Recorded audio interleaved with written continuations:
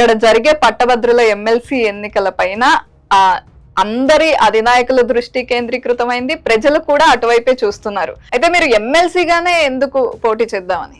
ప్రజాస్వామ్యంలో ప్రభుత్వము ఎంత కీలకమో ప్రతిపక్షం కూడా అంతే కీలకం. ప్రతిపక్షము వాళ్ళ గొంతుకనై వాళ్ళ గురించి రైట్. మీరు అన్నట్టు మోదీ మంత్ర పనిచేస్తుంది అనుకుందాం, కానీ ఇప్పుడు ప్రపంచం అంతా, దేశం అనకూడదు, ప్రపంచం అంతా మనీ మంత్ర కూడా పనిచేస్తుంది.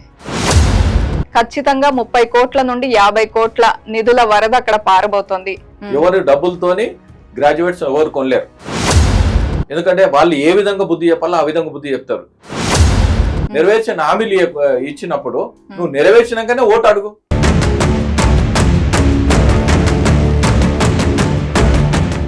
ఎంపీ ఎలక్షన్ కి వచ్చేసరికి ఒకలాంటి మైండ్ సెట్ తో ప్రజలు ఓటేశారు, ఎమ్మెల్యే ఎలక్షన్ కి ఒకలాంటి మైండ్ సెట్ తో చేశారు. అయితే ఎమ్మెల్సీ ఎలక్షన్ లో ఖచ్చితంగా అలా వేరే విధంగా ఆలోచిస్తే బీజేపీ గెలుపు పరిస్థితి ఏంట?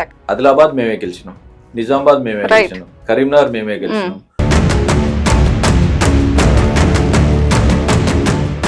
200% 300% గెలుస్తామని చెప్పు. దట్టు మాటకారి ఎంపీలందరూ మీ ఏరియాలోనే ఉన్నారు.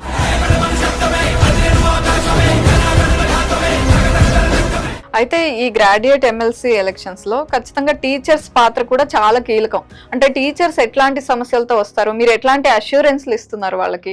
4 ఉమ్మడి జిల్లా, 13 జిల్లాలు. 13 జిల్లాల్లో 271 మండలాలు ఉన్నాయి. 271 మండలాల్లో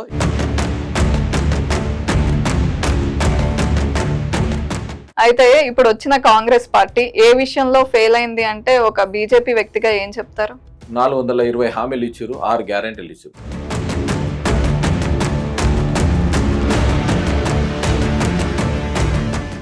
అంటే అంజిరెడ్డి గారు, మీరు చెప్పే లాజిక్స్ అన్ని కరెక్ట్ గానే ఉన్నాయి.